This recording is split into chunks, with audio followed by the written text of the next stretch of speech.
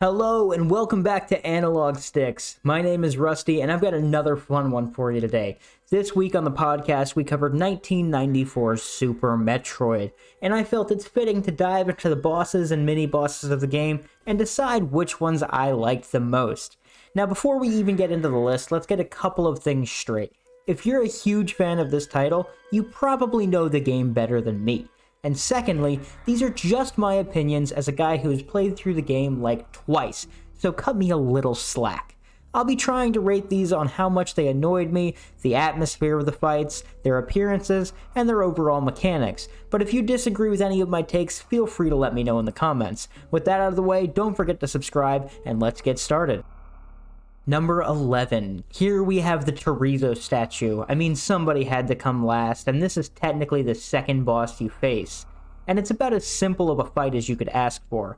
The boss will walk towards you, swing at you, throw the occasional projectile, but in my opinion, it wasn't enough to rank higher than last. The boss's appearance and statue are also nothing to marvel at, and his abilities don't pose much of a threat. And that's all fine because I'm in favor of an easy first boss, but this one is a little too lacking for my liking. It's only uphill from here though. Number 10. Here we have Ridley, but not the big final boss fight, that first interaction you have with him at the Sarah's station. He's technically the first enemy you see in this journey, and your first interaction with him is coming in towards the bottom of this list. The fight is fairly simple. He swings at you, charges at you, and has a couple of projectiles to send your way, but the fight feels more intense than Chorizo Statue by a large margin. Obviously, Ridley escapes with the Metroid hatchling despite your best or your worst efforts, but he is an imposing figure with great mechanics and a few really cool attacks. Even the way he appears here is awesome, with the eye popping up just before the body.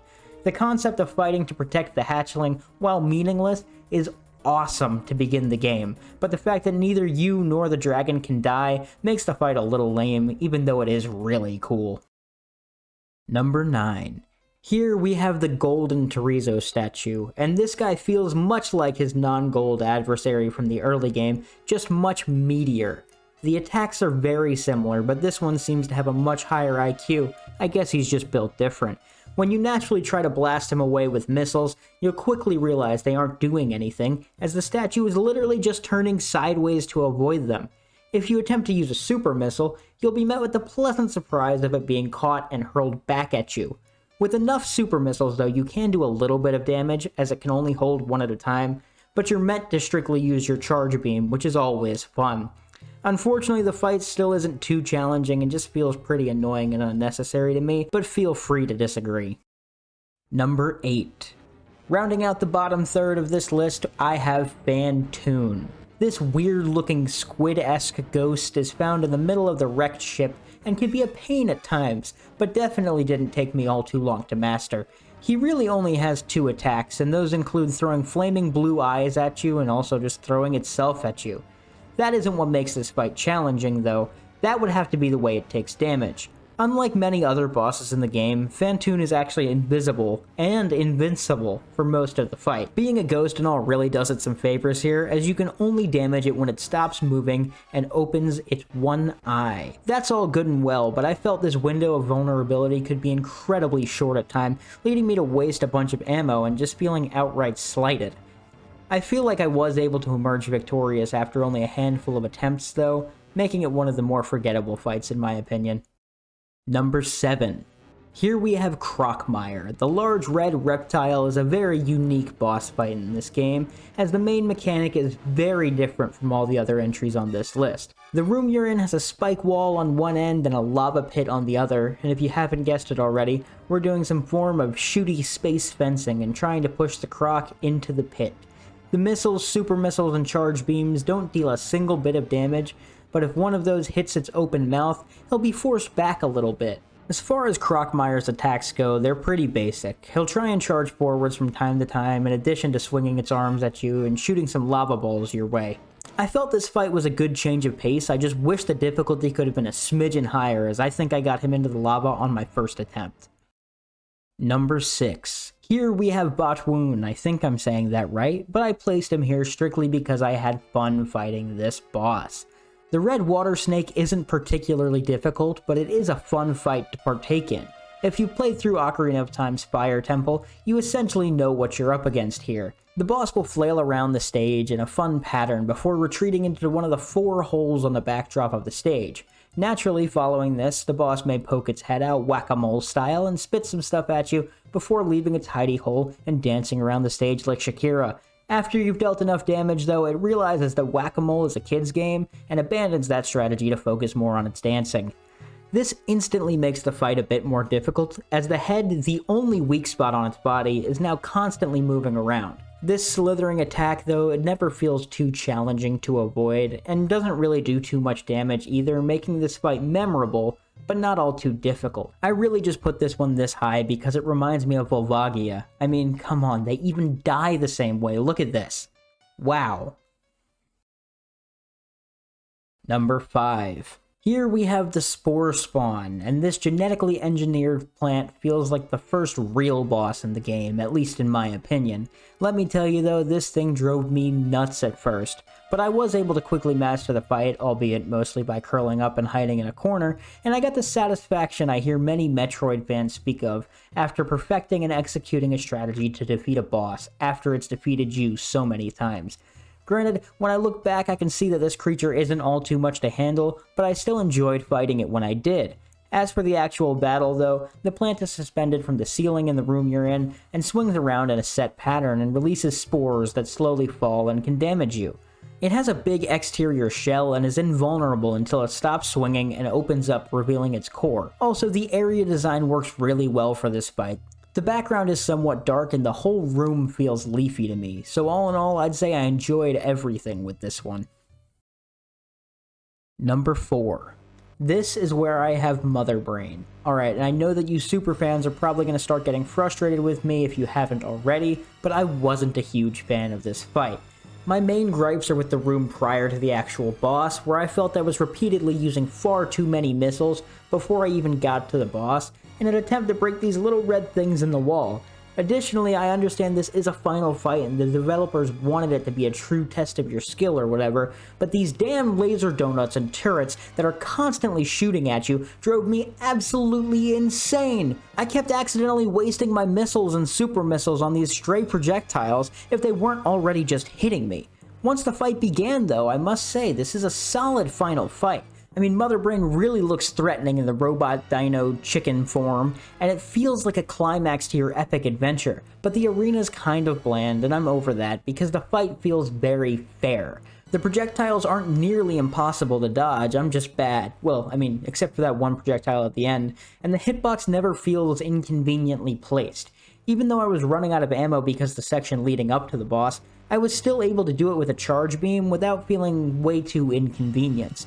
The music is epic, and the cutscene where the hatchling sacrifices itself to save you is one of the most emotionally driven moments in the entire SNES library. The only downsides to me are needing to retain health to withstand that final blast and preserving all your ammo.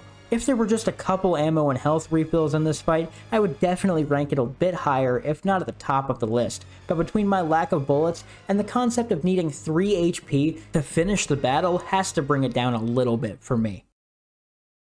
Number 3. Here I have placed Dragon. This weird crustacean boss found in the depths of Meridia can be quite overwhelming at first.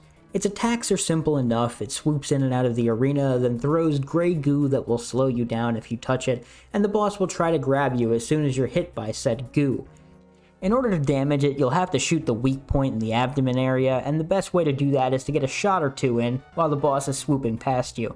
The timing can be a little tough to nail down, but it isn't terrible to figure out. And once you do keep hitting it, the boss begins to get faster and faster until you defeat it. I do feel the need to mention the kinda skip to this boss though. Granted, you're still fighting it, just in a very cheap and cheesy way. So there are these 3 turrets mounted on the walls in the room that you can blow up at any point to stop from shooting at you, but once you destroy these turrets, they spark a little bit. If you allow Dragon to grab you, you can quickly use your grapple beam to electrocute yourself, as well as your capturer, leading to a quick victory if pulled off.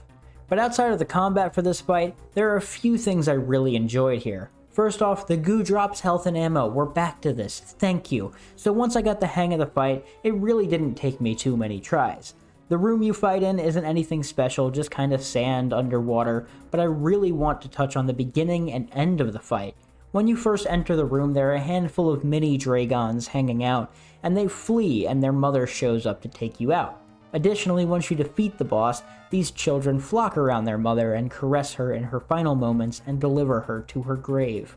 For a SNES game, this is really impressive, and it instilled a little doubt in me and made me wonder whether or not I did the right thing. Obviously, I don't actually feel bad, but it was still a nice moment. Number 2. Here I have your final encounter with Ridley. No surprises here, but it's very close to the top, and I must say I loved this fight. At this point, you're essentially fully equipped, and there's a lot you can do in this fight to counter any of the moves thrown at you. His moveset isn't anything too complicated. I mean, obviously you can bump into him and take damage, but he also has these indestructible fireballs and some kind of a voodoo magic tail that will drive you insane given enough time. Most of the damage can be avoided by using the screw attack ability, and in my opinion, that's the only thing that really keeps this fight fair. But the tail I just mentioned can still punch through even that. He uses that thing like it's a pogo stick or a whip, but it's always just a threat to jump into when you're jumping around to try to avoid the other attacks. There is of course another way to take damage in this fight though, and that's the acid pit at the edges of the room that you're bound to stumble into at least once. But I must say, I loved that aspect of this fight. It's just one more thing you have to pay attention to, and it feels fair if you end up in there burning alive.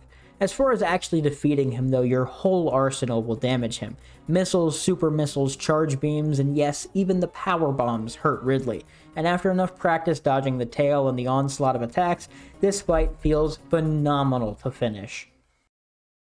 Number 1. In case you haven't guessed it already, here I have placed Kraid, and I must say, this is the epitome of a Metroid boss in my brain. He's a towering beast full of several different attacks all coming at you at the same time, and an evolving battleground makes the fight all the sweeter. He initially emerges from the ground and just pokes out from the chest up, but of course he does evolve over time. Over the course of the whole fight though, you're just trying to blast him in his open mouth, and in the first phase in particular, this isn't all too challenging. During phase 1, he only really spits rocks at you and tries to make you a shish kebab using his hand. Once you've hurt him enough though, he'll completely emerge from the ground and more than double the size of the room you're fighting in. He now has room to move back and forth, working those finger skewers in a whole new way. Additionally, he's throwing his patented claws at you and also shoots spikes from the 3 different elevations out of his torso. Throughout all of Phase 2 though, it's important to note that if you're trying to deal any damage, you must platform to the top of the room and hop around between these tiny strips in the air. In my experiences though, if you got hit one time while you were up here, you were falling back down to the bottom of the room where you would have to try to climb up all over again, dodging claws, spikes, and thorns at the bottom that I hadn't even mentioned yet. Between the arena, the distinct phases, his appearance, and the overall quality of the fight, this takes the cake as my favorite boss in Super Metroid. Wow, if you actually watched this whole video, thanks for that. Feel free to like and subscribe, or just go yell at me in the comments. Any engagement's appreciated. Anyways, I hope you all enjoyed this video, and if you haven't already, check out our podcast dropping midnight on Sundays East Coast time, and I will see you next time on Analog Sticks. Bye-bye.